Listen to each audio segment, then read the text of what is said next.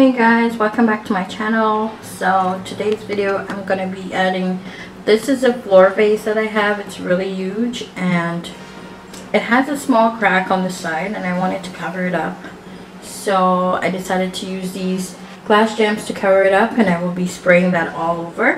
So it's just an easy DIY that I'm gonna do today. I'm gonna use my hot glue to apply the glass gems all over this vase.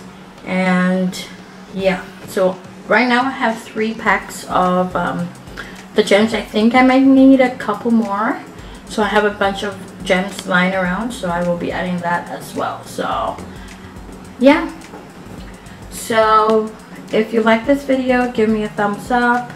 Don't forget to check out my other videos, and don't forget to subscribe to my channel. And thank you guys so much for watching. Let's just get this easy DIY going, and I will see you guys in my next video. And have a good one, guys. Bye.